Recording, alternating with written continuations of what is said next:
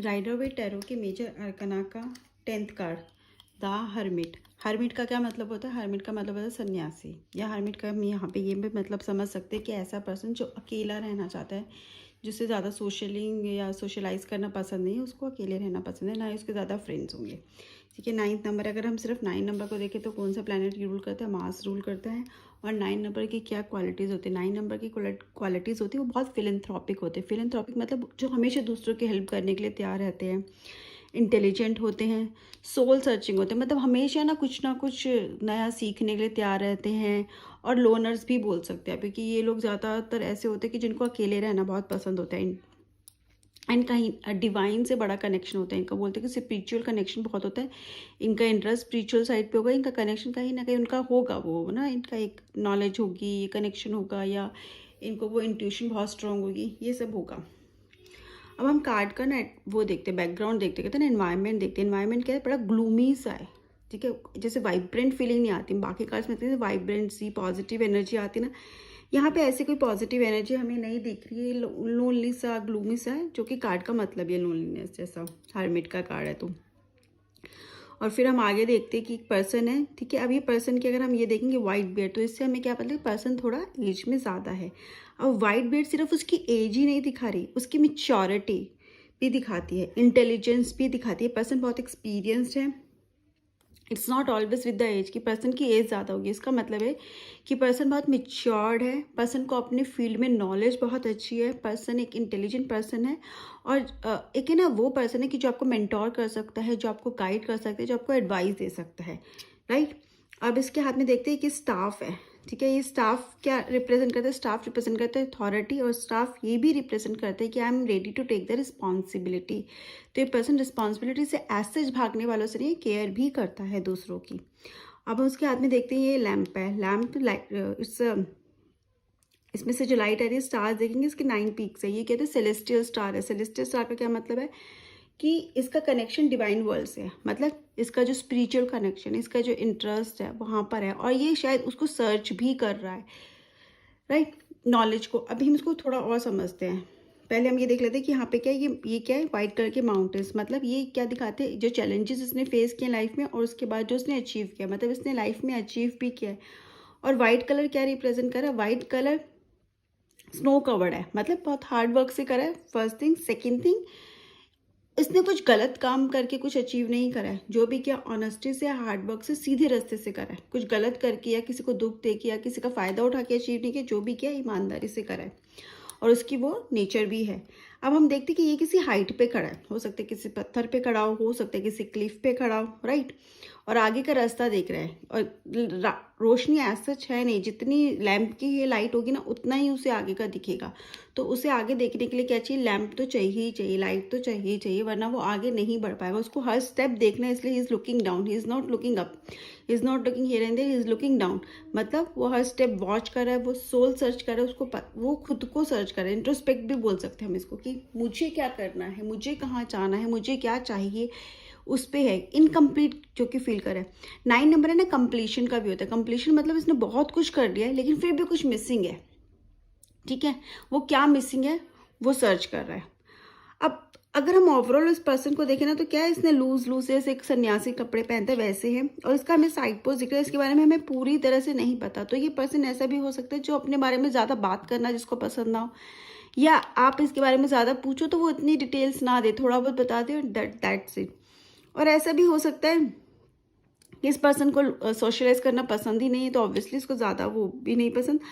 And ये introvert भी हो सकता है थोड़ा, कि मतलब जब जो ये उन्हीं लोगों के साथ ओपन अप होगा जिनको ये जानता होगा, जिनको नहीं जानता उनसे ये ज़्यादा फ्रेंडली नहीं होगा, और वो इंट्रोवर्ट रहेगा और अपनी बातें ज़्यादा शेयर भी नहीं करेगा, मतलब अपनी पर्सनल चीज़ें जल्दी से किसी से शेयर नहीं करेगा।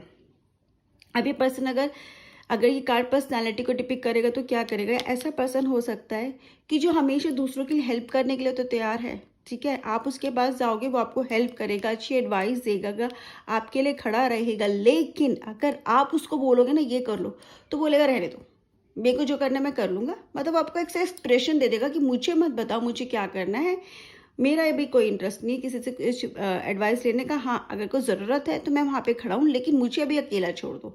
मतलब वो किसी के साथ एज सच अभी उसका कोई इंटरेस्ट नहीं है बात करने का, उसका अभी फोकस कंप्लीटली खुद पर ही है, लेकिन वो कभी किसी को हेल्प के लिए नहीं मना करेगा, ये वो श्योर है। एडवाइस कर रहा हो, अगर आपको मेंटरिंग की ज़रूरत है तो वो वहाँ पे रहेगा अगेन। और इसके साथ साथ ये जो पर्सन होगा ना, ये भी हो सकता है उस टाइम अपनी करियर पे बहुत ज़्यादा फोकस्ड हो। रिलेशनशिप में क्वेश्चंस आते हैं ना कि वो पर्सन हमें इग्नोर कर रहा है, उसका इंटरेस्ट नहीं है। और अगर ये कार्ड आता है तो हाँ, ये दिख रहा है कि वो पर्सन अभी किसी रिलेशनशिप में इंटरेस्ट नहीं है, उसका रिलेशनशिप में इंटरेस्ट अभी है ही नहीं। ऐसा कोई नहीं कि उसका पर्टिकुलर पर्सन में उसका वैसे भी नहीं है, उसको अपने ऊपर फोकस करना है। हो सकता है वो अपने करियर पर फोकस कर रहा है, हो सकता है वो आगे हायर एजुकेशन के लिए ही इज़ लुकिंग कि हाँ मुझे क्या करना है, या उसके ऊपर वो ध्यान दे रहा है। उसका कंप्लीटली फोकस खुद पर ही है, मतलब या तो उसकी खुद की एजुकेशन पर, उसके खुद की ग्रोथ पर, बट उसका अभी किसी सोशलाइज करने में कोई इंटरेस्ट नहीं है, ना ही रिलेशनशिप में। और हो सकता है कि दूसरा पर्सन इग्नोर्ड फील करे, और अगर ब्रेकअप के में ये आता है तो फिर पैचअप नहीं करना चाहता। अभी तो फिलहाल उसको नहीं करना है पैचअप, उसको बस कुछ टाइम चाहिए। मतलब ये था ना कि मुझे थोड़ा टाइम अपने लिए चाहिए, जो कंप्लीटली प्रिवेसी चाहिए, अपना टाइम चाहिए, मुझे बस अपने से मतलब है और मुझे अपने साथ थोड़ा टाइम स्पेंड करना है, उसके बाद क्लैरिटी मिलेगी, राइट। और अगर ये होता है कि ये पर्सन लाइक अगर कोई है कि जिसको कोई एडवाइस चाहिए और ये कार्ड आ जाता है, तो हम उसको बोल सकते हैं कि हाँ आपको एडवाइस मिलेगी। और कोई मेच्योर इसी फील्ड में जिसमें आपको चाहिए, उसी फील्ड का एक्सपीरियंस पर्सन आपको मिलेगा जो आपको एडवाइस करेगा, या फिर आप उस फील्ड के पर्सन से एडवाइस लो। हम उसको ये भी बोल सकते हैं कि आप उस पर्सन से लो जो उसी फील्ड का हो, जिससे उसका अच्छा एक्सपीरियंस हो, वो आपको गाइड सही करेगा, वो आपको मेंटरिंग अच्छी करेगा, आपको उसकी बहुत ज़्यादा ज़रूरत है। गाइडेंस में हम इसमें ये बोल सकते हैं कि आपको दूसरों को तो आप एडवाइस दे रहे हो, लेकिन जो आप कह रहे हो ना, प्रैक्टिस व्हाट यू प्रीच, जो आप दूसरों को बोल रहे हो वो खुद पर भी अप्लाई करो। आपने दूसरों को तो अच्छी अच्छी बातें बता दी, ऐसे करना है वैसे करना है, फेथ मत लूज करो, गिव अप मत करो, लेकिन वो खुद पे भी आपको अप्लाई करना है। ऐसा नहीं है कि आप खुद पे अप्लाई नहीं करोगे। और अगर आपको कोई एडवाइस दे रहा है तो उसके एडवाइस को इग्नोर मत करो, एटलीस्ट सुन तो लो।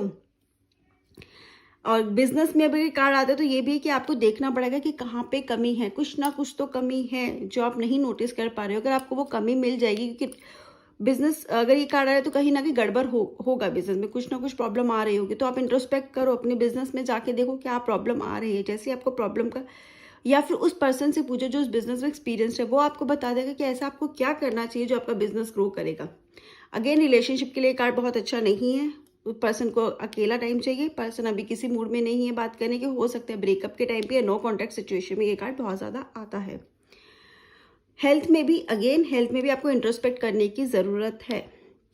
आप इग्नोर कर रहे हो दूसरों की एडवाइस, आप दूसरों की बात नहीं सुन रहे हो, और आप खुद पर भी शायद इतना ध्यान नहीं दे रहे हो। आपको अपने ऊपर ध्यान देने की ज़रूरत है। एज सच इशू नहीं है, लेकिन आपको अपना ध्यान रखना पड़ेगा। केयरलेस हो गए तो ज़रूर इश्यूज हो सकते हैं फ्यूचर में, राइट। अगर जॉब में ये आता है कि जॉब मिलेगी या नहीं, तो जॉब मिलेगी, ठीक है, लेकिन आपको अपनी स्किल्स थोड़ी अपडेट करनी पड़ेगी। आपको थोड़ा सा और जिस भी फील्ड में आप जाना चाहते हो उसकी नॉलेज आपको बहुत अच्छी होनी चाहिए। अगर नॉलेज स्ट्रॉन्ग कर लो अपनी, तो आपको जॉब मिल जाएगी। क्योंकि अगर जॉब नहीं मिले उसका कारण कहीं ना कहीं या तो आपकी नॉलेज या स्किल सेट में कोई ना कोई इशू आ रहा है, इसलिए आपको जॉब नहीं मिल रही। आप सर्च करते रहो, ट्राई करते रहो, जॉब ज़रूर मिलेगी, लेकिन थोड़ा सा खुद को अपस्किल भी करने की ज़रूरत है। अगर हम बोलेंगे कार्ड पॉजिटिव है नेगेटिव है, हाँ, तो ये कार्ड थोड़ा सा नेगेटिव सेंस में ही जाता है। और अगर येस नो में ये कार्ड आता है तो मैक्सिमम टाइम इसका आंसर नो ही है। फिर भी सिचुएशन पे डिपेंड करता है। अगर क्वेश्चन ये है कि क्या वो हायर एजुकेशन के लिए जाएगा, वहाँ पे इसका आंसर येस होगा, क्योंकि ये एजुकेशन से रिलेटेड ही है कार्ड। हाँ, क्योंकि पर्सन इंट्रोस्पेक्ट कर रहा है, उसको आगे बढ़ना है, ठीक है। और ये भी हो सकता है कि बहुत कुछ करने के बाद भी हमें कुछ मिसिंग लग रहा है, तो वो सर्च करना है। कहीं ना कहीं हम कुछ सर्च ही कर रहे हैं ना, कुछ सीखना ही चाहते हैं ना।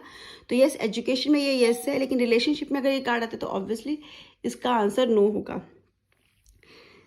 अगर फिर भी आपके पास कोई क्वेश्चन तो आप कमेंट सेक्शन में पूछ सकते हैं। Thank you and have a nice day.